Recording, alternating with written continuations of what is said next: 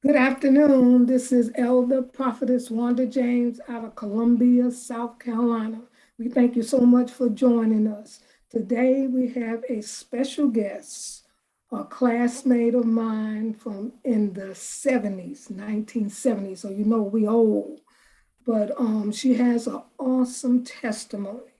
And what I'm getting ready to do, I'm going to give you a little history about her. And then I'm going to allow her to give her testimony.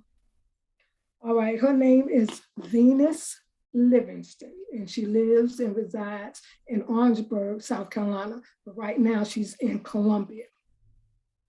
Venus Livingston loves people and is a social butterfly who never has met a stranger. Venus' passion is working with youth adults and the elderly population to give them guidance and support in their time of need. Ms. V, affectionately called by her peers and people whom she ministers to in the streets, is known throughout for being a community bridge builder and an advocate. Venus is a mother of two beautiful children and seven grandchildren. She has been actively involved in the community as an outreach community liaison for over 2 decades. Venus is a survivor of a traumatic brain head injury for 20 plus years and continues to be an advocate for battered and abused women and children. Her hobbies include traveling, being out on the open road, and serving people. Now, I met Venus back in the 70s when I moved down south from New York. And I was living with my aunt, and she lived around the corner, and we went to school here in Columbia. It was C.A. Johnson. And then I moved with my grandmother, and I went to A.C. Flora, and I believe Venus and my cousin, they continued at Columbia High. So after that, I kind of lost track of Venus, and everybody went their ways. But Venus has an awesome testimony that she would like to share. Venus, I want you to take your time and take us into what happened, where you was, and then just move at your own pace. Good evening. What happened that particular night? Um, well, we can start from that day. My girlfriend and I, we went out of town, which were Orangeburg, South Carolina, and to visit some of my relatives there. And my girlfriend asked me. She said, "Well, let's ride." So I was like, "Okay, let's go." So we went riding, and I particularly went to my cousin's house and picked up a friend of mine, and we all rode to Orangeburg and visit, laugh, had fun, acting up, young ladies. So we had a good time. On the way back, my girlfriend had a phone call and was saying that someone was her male friend was looking for her, but we didn't know what it was about. It was like she said, when we get back home, she will call him. But anyway, by the time we got back home, he was really looking for her, but we was thinking one thing and he was thinking another. And the other is he was carrying a gun. I don't know if he mean to shoot her or was just in case he get in some competition with someone else at the time. But anyway, we went to got back on the interstate, headed back home, and we did that. She got a phone call. Ma, you need to come on home. So she said, okay, I'm heading back. So, she said, Venus, let me go ahead on. Can you speed your speed up? Let me see what's going on. But at that time, we didn't pay no attention. We still laughing and talking about what was going on where we were. So we got home. A few minutes later, um, her friend came in and he had on a leather coat, but we didn't pay no attention about what was going on. And so he went to the room. Evidently, he had the gun in his pocket because he went in the room, and I reckon he went to load the gun. because he went in the room and we laughing, talking. Like I said, what was going on in Orangeburg. That's where we went to visit one of my relatives in Orangeburg. So he came out the room, didn't know he had a loaded gun in his coat, a leather coat, leather jacket. And so when he, I don't know exactly, he pulled the gun out. And when he pulled the gun out, he shot her. And when he shot her, everybody scattered. And then when he shot her, my automatic was to pick her up. So I went down to pick her up, and that's when I got shot in the back of the head. The gun that he used was a 38 um, revolver. So then I fell on top of her and then went out. So um, when I woke up again, I was in the hospital. So um, they didn't tell me anything. They said because of my trauma, I wasn't ready to hear the story about what was going on. Um, and so when they finally decided to tell me what was going on, and they said that nobody said anything, and I was like, "You sure?" Because I have a mouth. So I was like, "You sure I didn't say anything?" But they said that no, you didn't say anything because everything was moving so fast that nobody had a chance to say anything. By the time that's why he went in the room, he loaded the gun in the room. Then when he came out, he was ready to shoot. And so, they said why I got shot because I ran to her to pick her up. Mother instincts, hey, somebody done got shot. So I'm running to her and checking her out. So then when he shot me, I dropped on her because she was already down, and I dropped on her. And so the kids, everybody got all upset. Everybody went running. Some ran, some checked on me. Like my cousin was with me, so he checked on me, make sure I was breathing. And then he ran outside to call 911. And so that's how they explained it to me. After getting shot in the head, I don't know what happened after that. Um, what happened to him? He's got life for her, and he's got life for her. Yeah. So she died at the scene, or you don't know? Um, she died at the scene because she got shot, temper. So automatic, she went. And how old was she? Um, 40. I think she was in her 40s. I'm not for sure. I don't have. Mhm. Can't remember what age. I think she was in her early 40s. Did she have any kids? She's got three three kids and two grandchildren. Okay. Now, what was his reason for shooting her? I Jealousy? To me, I could think of a lot of things because she was very known, and the reason why she was known because she was running some apartments, and they were like low income apartments, and that's one thing some of the people always would brag on her about. She'll help. I mean, even some of the girls might need something. If she don't have it, she'll go find it. And that's why they always, I mean, because I had to go back and I went into the village and I asked them, I said, when I got well, what happened? And they say, what happened is because who the spirit she have. She always try to help people. And sometimes, because you help people, you don't know what's in their mind and you don't know what they told other people and other people go tell other people and everybody don't tell the straight story about certain things. And now, Lord forgive me, but I'm thinking sometimes some people get mixed under information and put it out and maybe he heard something because I really don't know. Some people don't tell the truth, like, oh yeah, they da da da da da. So my thing was, and God forgive me for what I'm about to say, but you don't know what people say to other people. And Right. you don't know how people can say, thinking you saying something good or negative, but you don't know the other person, what they thinking. You know what I'm saying? Oh, she's a good person, she da da da da. But what is a good person to another person? Where their head's at, where their mind's at.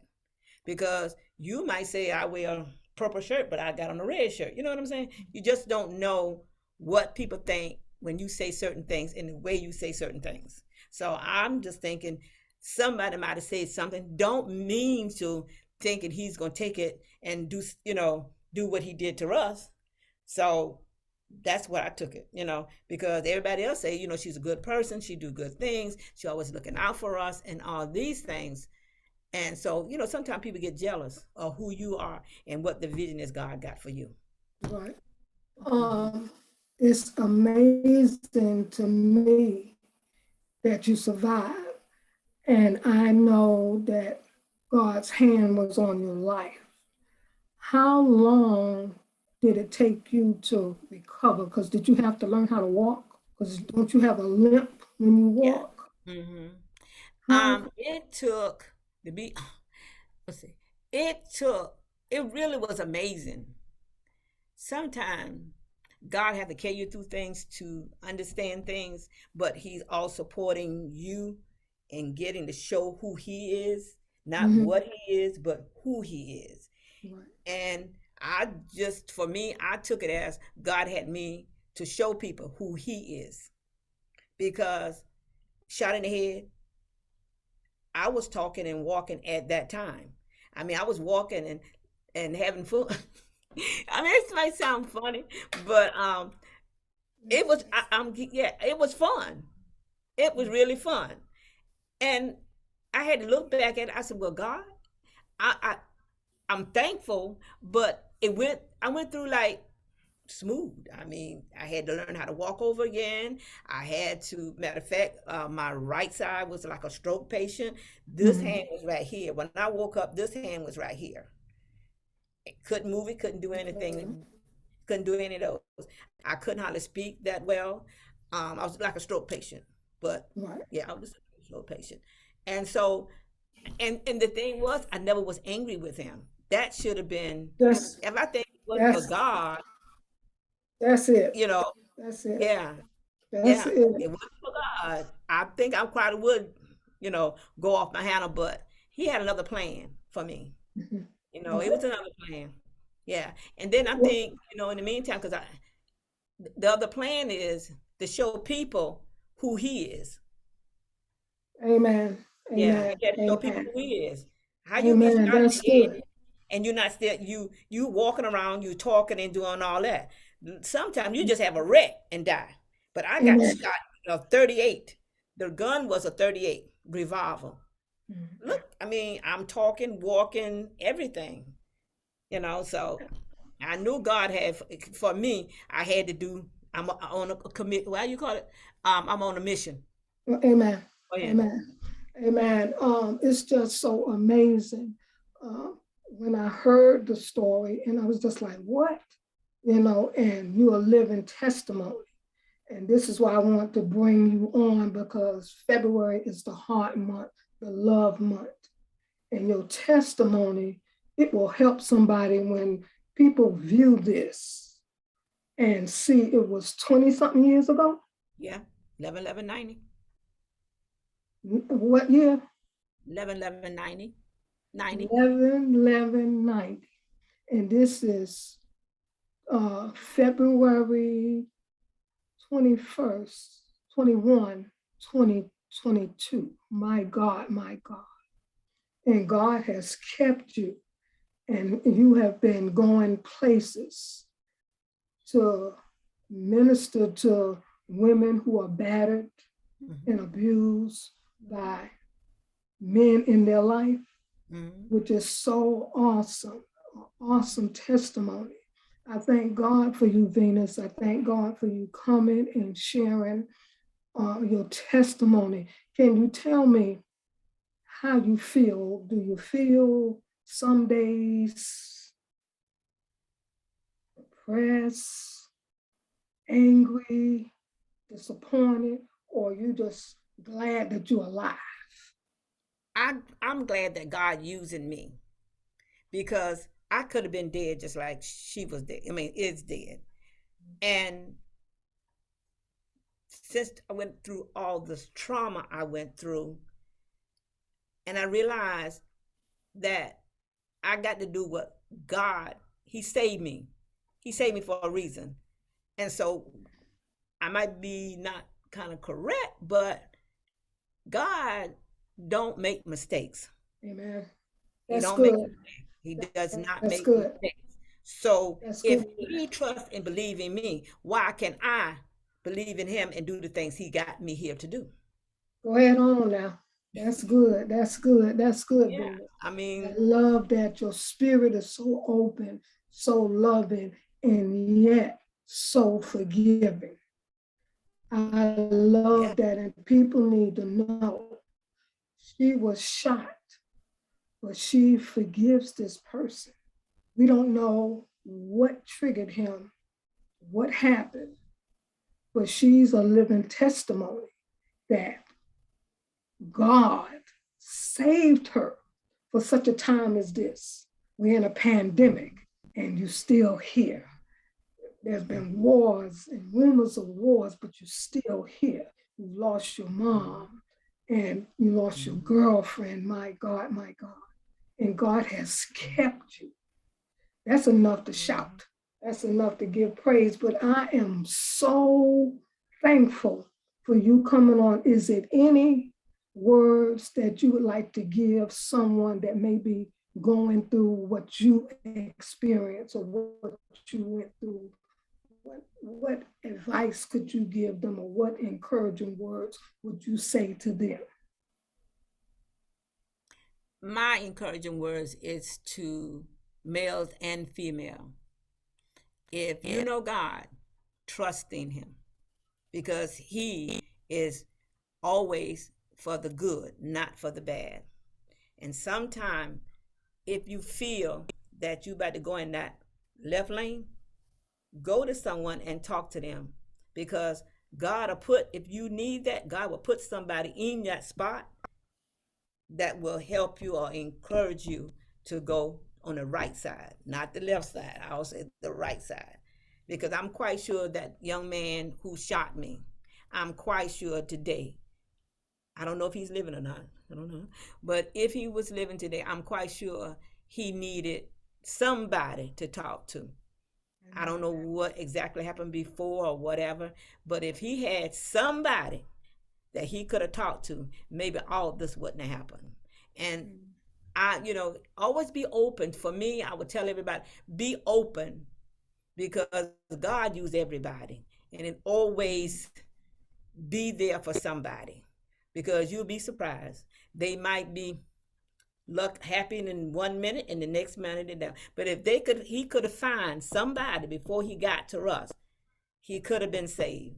So all to Amen. me, I would say always be open and always have listen to somebody because sometimes maybe he had a bad day, bad moment. But if he would have found that person to talk to, maybe he would not be where he is today. Jesus. Amen.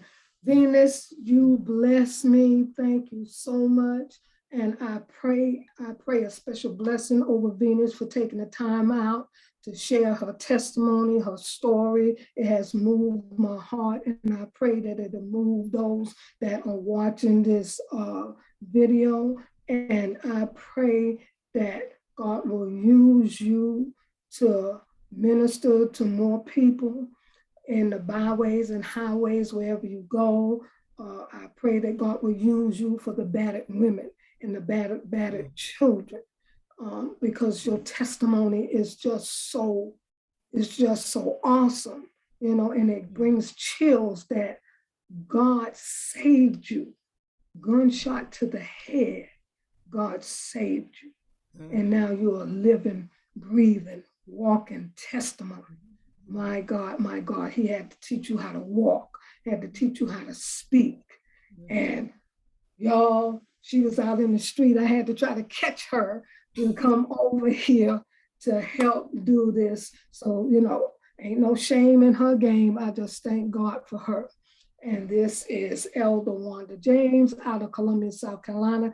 Thank you for joining us, Healing Hearts Ministry in Columbia, South Carolina. We'll see you next week. Have a blessed and awesome day.